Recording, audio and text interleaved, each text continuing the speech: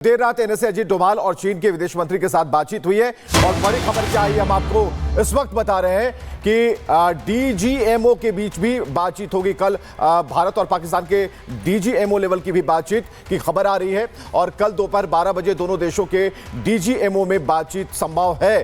तो एक पूरी प्रक्रिया ये चल रही है और अभी जिस तरीके से बताया गया कि क्या प्रोसेस है, खबर कैसे पहुंचती है, जो ऑर्डर्स होते हैं कैसे जो जूनियर कमांड तक पहुंचते हैं, ये सारी चीजें बताई जा रही हैं। लेकिन जो बड़ी खबर है कि कल दोपहर 12 बजे का वक्त है जब डीजीएमओ के बीच बातचीत होगी।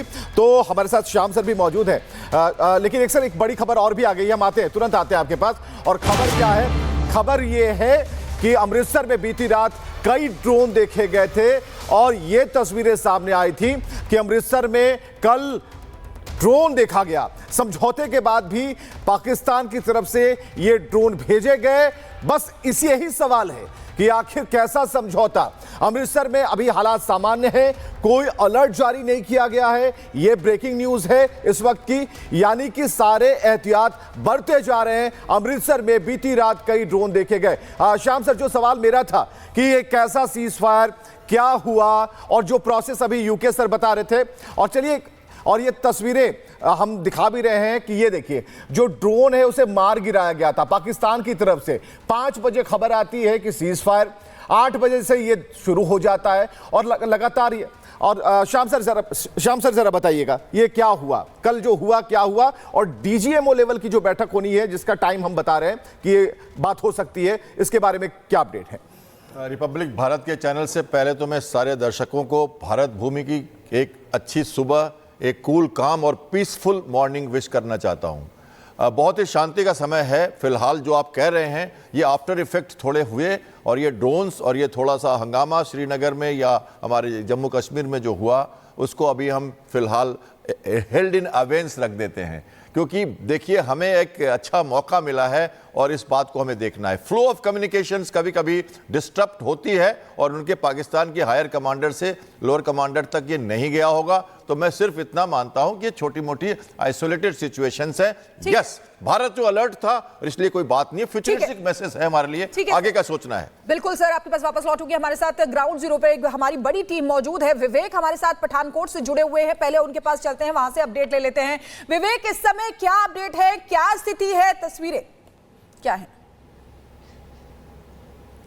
शिखा, जो पठानकोट और जो आप अभी खबर बता रही थी अमृतसर की, जो विवेक बता रहे थे, उन सब पे मेरी नज़र बनी हुई है। लगातार मेरे फ़ोन में मैसेजेस आ रहे थे। रात को ज़रूर आसमान में ड्रोन देखे गए थे, रेड अलर्ट भी जारी किया गया था अमृतसर में और सायरन भी बज रहे थे अमृतसर में, लेकिन अभी हालात सामान्य हैं। सुबह की मैं आपको एडवाइजरी बता देता हूँ, 5:24 पर सामान्य हालत के जो है वो एडवाइजरी आई थी। ये बताया गया था कि अब ग्रीन सिग्नल है, लेकिन 5:24 से पहले पूरे अमृतसर में रेड सिग्नल था, सायरन बज रहे थे, क्योंकि रात को जो पाकिस्तान ने अलग अलग सीमावर्ती इलाकों में हरकत की है उससे उसका भरोसा नहीं किया जा सकता था। एहतियातन पूरी रात ब्लैकआउट रखा गया था। ये तो बात हुई अमृतसर की।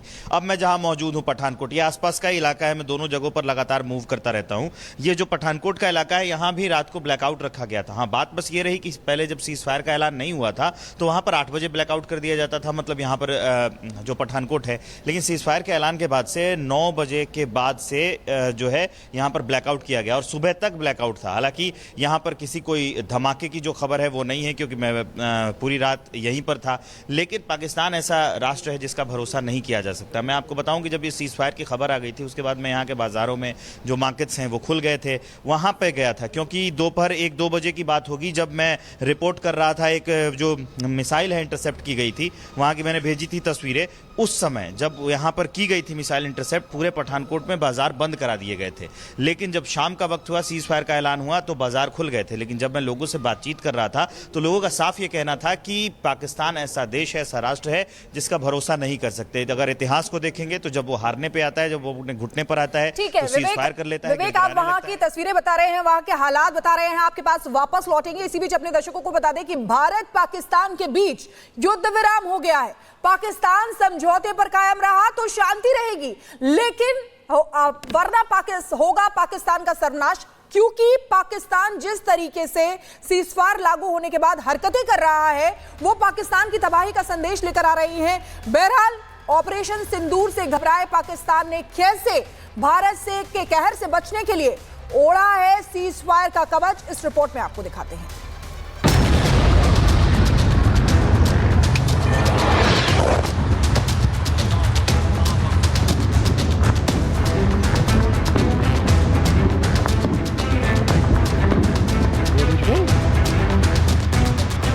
ऑपरेशन सिंदूर से घबराए पाकिस्तान ने भारत के सामने घुटने टेक दिए।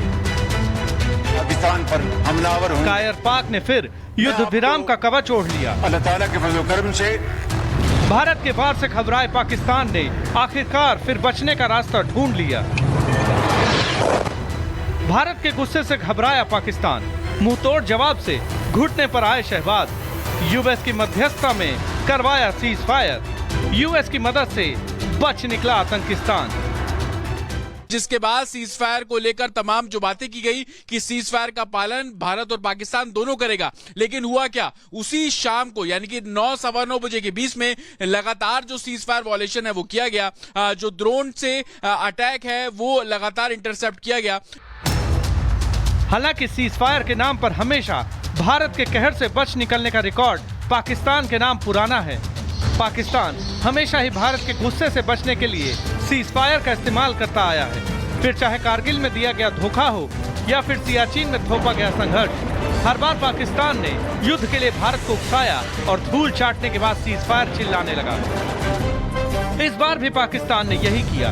भारत को गीदड़ धमकियां दे रहे पाकिस्तान को जब यकीन हो गया कि भारत के सामने उसकी एक नहीं चलने वाली, पाकिस्तान ने अमेरिका से भारत को मनाने की गुहार लगा दी।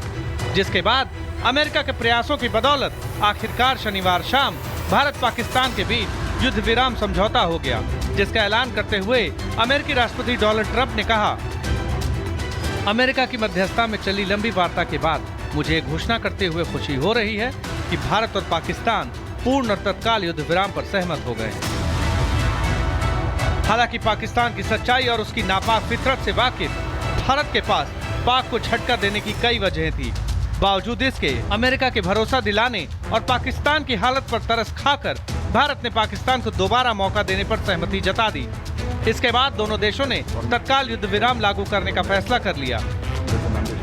Director General of Military Operations of Pakistan called the Director General of Military Operations of India at 15:35 hours earlier this afternoon. It was agreed between them that both sides would stop all firing and military action on land and in the air and sea with effect from 1700 hours Indian Standard Time today. Instructions have been given. वैसे तो इस बार भारत ने पाकिस्तान के खिलाफ आधिकारिक रूप से जंग का ऐलान नहीं किया था। भारत सिर्फ पाकिस्तान की आतंक नीति के खिलाफ कार्रवाई कर रहा था। बावजूद इसके सीज फायर समझौते को लागू हुए कुछ घंटे बाद ही पाकिस्तान ने युद्ध विराम समझौते की धज्जियां उड़ा दी। पाकिस्तानी सेना एलओसी के पास भारतीय सेना की चौकियों पर गोलियां बरसाने लगी और बॉर्डर से सटे भारत के रिहायशी इलाकों में पाकिस्तानी ड्रोन मंडराने लगे। भारत और पाकिस्तान के डीजीएमओज के बीच जो पिछले कुछ दिन से चल रही सैन्य कार्रवाई को रोकने का समझौता हुआ था, पिछले कुछ घंटों से इस समझौते का पाकिस्तान की ओर से घोर उल्लंघन हो रहा है। भारतीय सेना जवाबी कार्रवाई कर रही है और इस सीमा अतिक्रमण से निपट रही है। कुल मिलाकर भारत हर स्थिति से निपटने के लिए पूरी तरह से तैयार है।